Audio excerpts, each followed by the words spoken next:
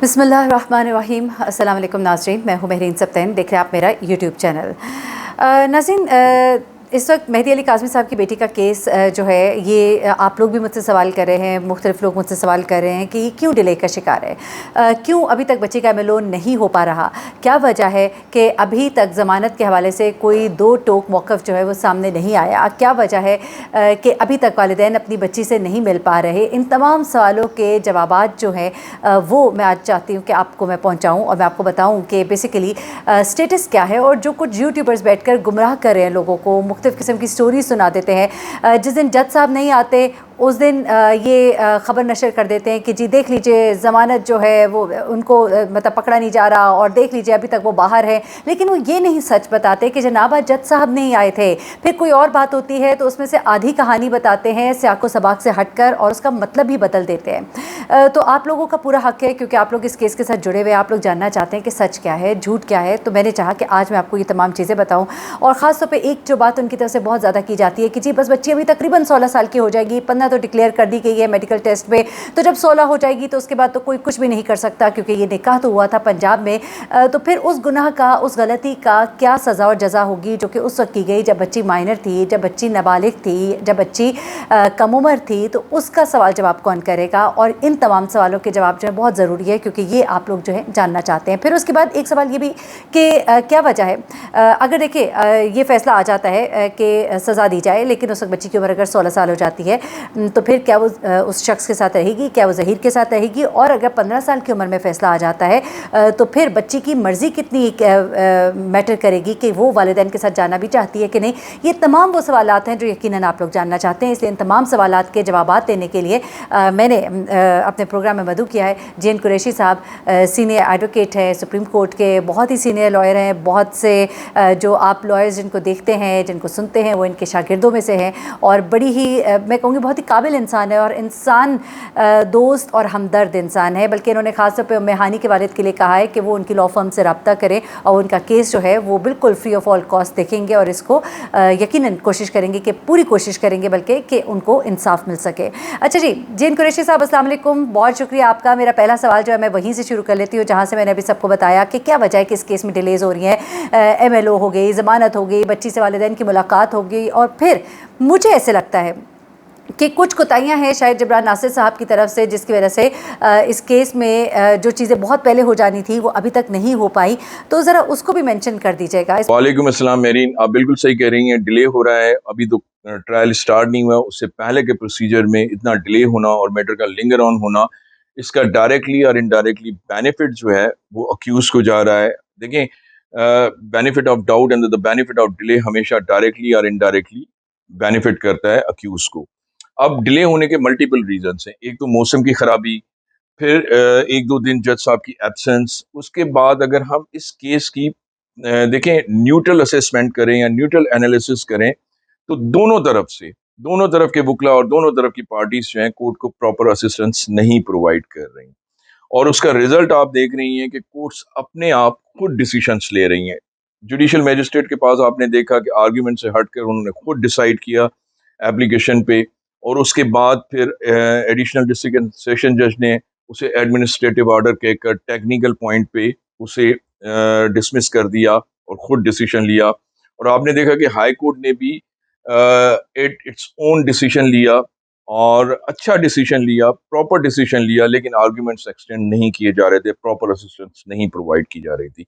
तो ये एक रीज़न हो सकता है, बल्कि है, कि डिले होने का।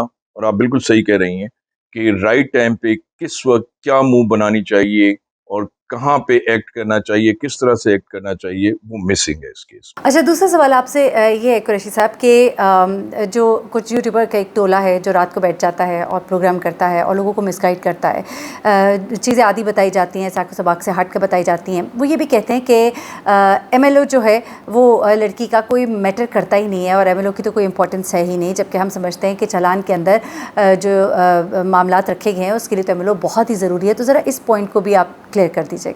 अब यूट्यूबर्स क्या कह रहे हैं उसका तो मुझे नहीं पता, लेकिन मैं आपको एक चीज़ बता दूं, और इस वीलॉग के थ्रू मैं ये चीज़ मैं कम्युनिकेट करना चाह रहा हूँ कि कोर्ट्स को बराए मेहरबानी प्रॉपरली असिस्ट करें। इस एप्लीकेशन के दो पार्ट्स हैं, एक तो एडमिनिस्ट्रेटिव पार्ट है जो कि जिसके लिए एप्लीकेशन रिक्वायर्ड ही नहीं है। दूसरा उसका जुडिशियल पार्ट है, जो कि पहले इनको कोर्ट को प्रॉपर्ली गाइड करना चाहिए था, असिस्ट करना चाहिए था। ना करने की वजह से ये मैटर एक कोर्ट से दूसरी कोर्ट, दूसरी से तीसरी कोर्ट गई और फिर रिमांड हुई। देखिए, एडमिनिस्ट्रेटिवली एमएलओ करवाना या मेडिकल एग्जामिनेशन करवाना, जब सेक्शन 375 सब सेक्शन 5 चालान में लगा दिया गया, तो ये उसको सब्सटेंशिएट कैसे करेंगे, उसे प्रूव कैसे करेंगे? उसके लिए मेडिकल रिक्वायरमेंट है ही है, लाजमी है। उसके बगैर ये 375 स्टैंड ही नहीं करता। ये अगर नहीं करवाते हैं तो ये आईओ के गले की हड्डी बन जाएगी। इसका दूसरा पार्ट जो है वो जुडिशियल पार्ट है। अब वो हो क्यों नहीं पा रहा, इन्वेस्टिगेशन क्यों नहीं हो पा रही, उसकी वजह यह है कि एक एम्बार्गो क्रिएट कर दिया गया है। कोर्ट की तरफ से एक कदगन लगाई गई है कि बच्ची के साथ कोई मिल नहीं सकता।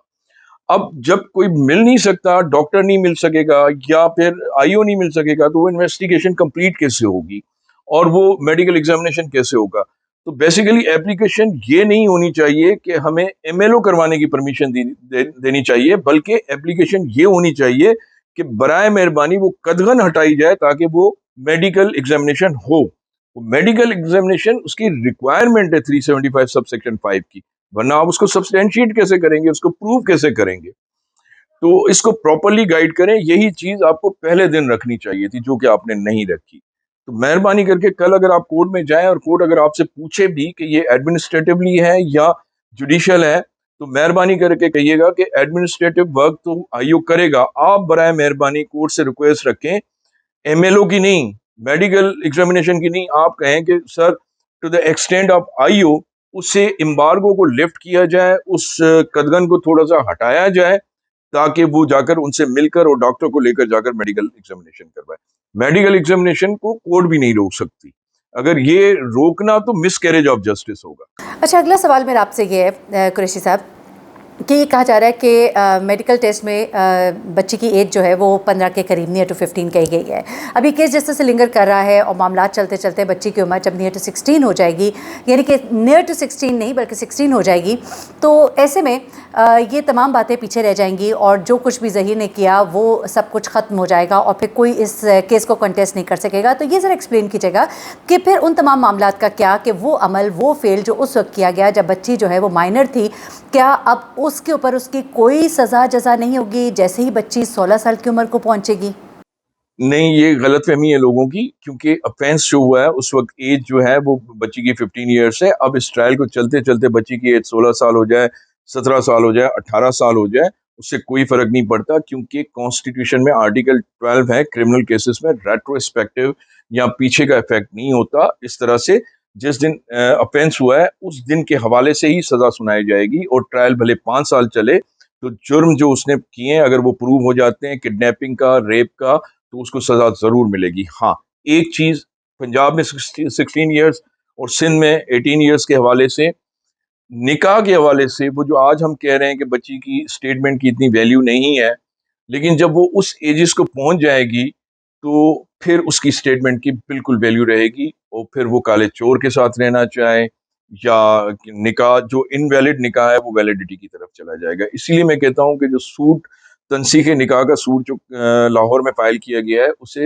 एक्सपीडाइट किया जाए और उस पे जो है जल्द से जल्द नोटिस, मुझे नहीं पता कि क्या स्टेज है, लेकिन उसको एक्सपीडाइट करके और उसे डिसाइड करवा देना चाहिए उससे पहले पहले। बाकी जो जुर्म उसने किए हैं, जो ऑफेंसेस उसने किए हैं, उसकी सज़ा भले कि 10 साल चले, अगर प्रूव हो जाते हैं तो उसको सज़ा मिलेगी। अच्छा, और आखिरी सवाल मेरा ये है कि अगेन एज के हवाले से, कि बच्ची जो है 16 साल की नहीं होती, 15 साल की उम्र में ही फ़ैसला आ जाता है, तो फिर चले ज़हीर को तो सज़ा होती है। उसके बाद जो बच्ची है वो कह देती है अगर कि मैं अपने माँ बाप के साथ भी नहीं जाना चाहती, तो फिर उस बच्ची के इस कहने का क्या फ़ैसला होगा? क्या वो फिर भी माँ बाप के साथ ज़बरदस्ती भेजी जाएगी या फिर उसको कहीं और रखा जाएगा? और तमाम तर मामलात क्या होंगे? वालिदैन जो हैं वो, उनका अपनी बच्ची के ऊपर क्या राइट होगा कि नहीं होगा? और बच्ची के फिर बालिग होने का इंतज़ार किया जाएगा और फिर उसके बाद बच्ची का जो फ़ैसला होगा उसकी कितनी एक अहमियत होगी? ये भी ज़रा एक्सप्लेन कर दीजिएगा। मैंने ये सवाल, आपका बड़ा टेक्निकल सवाल है कि बच्ची अभी 16 साल की एज को नहीं पहुंची है या 18 साल की एज को नहीं पहुंची है, उससे पहले डिसीजन आ जाता है और सजाएं सुनाई जाती हैं, अक्यूज को सजा सुनाई जाती है और केस प्रूव हो जाता है उसके अगेंस्ट।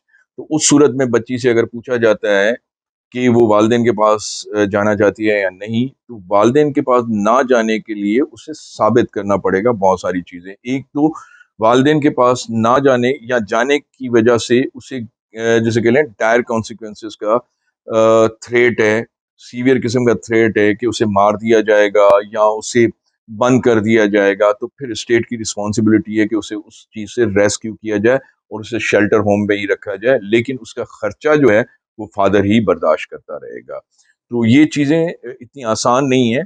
16 साल की एज पे पहुँचने देखिए 16 साल की एज का हम तब डिस्कस कर रहे हैं निकाह की सूरत में। और 18 साल के बाद तो बच्ची फिर देखें सीएनआईसी बन जाता है, इंडिपेंडेंट है, वो अपनी जॉब कर सकती है, वो वालिदैन के साथ रहे, इंडिपेंडेंट रहे, वो तो उसका अपना डिसीजन है ना। शादी का भी अपना डिसीजन है, अकेले रहने का भी अपना डिसीजन है।